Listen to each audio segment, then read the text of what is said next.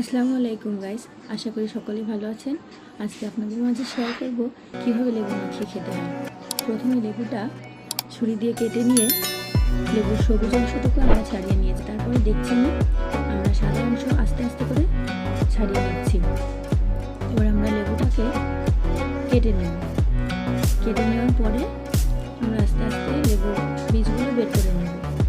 লেবু আসলে আমাদের একটা উপকারী জিনিস। জ্বর আসলে আমরা লেবু যদি খাই তাহলে জ্বর মুখে লেবুটা অনেক সুস্বাদু লাগে এবং জ্বরের উপকারও করে। আস্তে আস্তে আমরা লেবুটা কেটে নিয়ে এবার বীজগুলো ছাড়িয়ে নেব।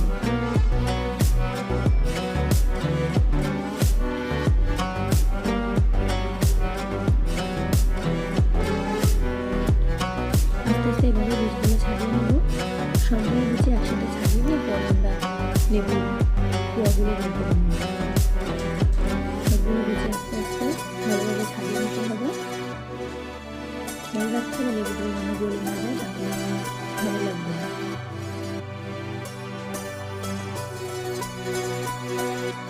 আমার একটা জিনিস আমরা সকলে পছন্দ করি, ছোটো থেকে বড় সবাই পছন্দ করি।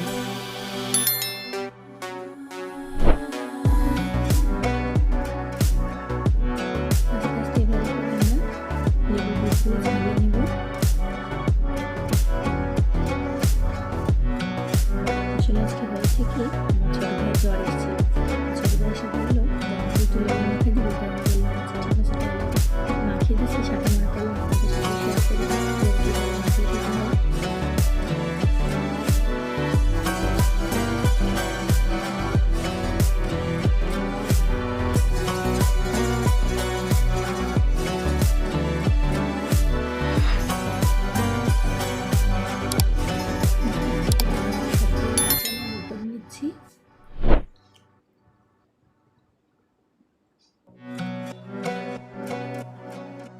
আজকে লেবুটা খুব মজা করে খাবো আমরা।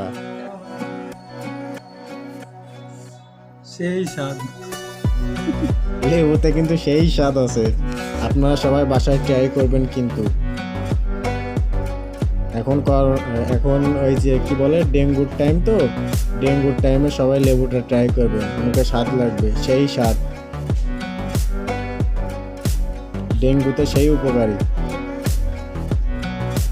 লেবুতে অনেক ভিটামিন আছে, যার এই যে দেখছেন এভাবে আস্তে আস্তে করে, এইভাবে আস্তে আস্তে করে আমরা লেবুটার কোয়া ছাড়িয়ে নেব। ছাড়িয়ে নিয়ে আস্তে আস্তে না খাওয়ালে কি হবে, চামড়া উঠে যাবে, খেতে লাগবে। কিন্তু আপনারা এইভাবে আস্তে আস্তে করে ছাড়িয়ে নেবেন। লেবুতে কিন্তু সেই স্বাদ, সেই স্বাদ। আজকের ভিডিও দেখলে বোঝা যাবে ভাই বোন একসাথে থাকলে কি হয়। আমরা সবাই একসঙ্গে আছি, আজকে অনেক মজা হচ্ছে। ভাবলাম আপনাদের একটু শেয়ার করি আমরা কিভাবে লেবু মাখিয়ে খাই।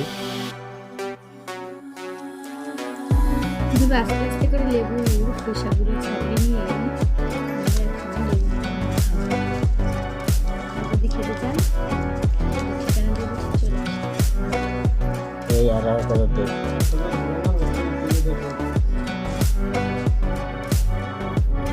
আস্তে আস্তে এভাবে লেবুর কুয়াগুলো ছাড়িয়ে নেব।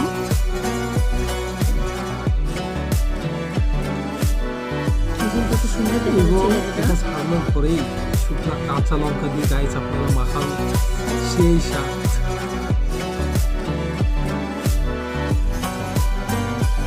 আমার তো দেখেই জিহ্বায় জল চলে আসতেছে। সেই স্বাদ, সেই স্বাদ। আমরা আজকে সুন্দর করে লেবুটা মাখাবো, এত সুন্দর করে লেবু মাখাবো, মানে সেই স্বাদ।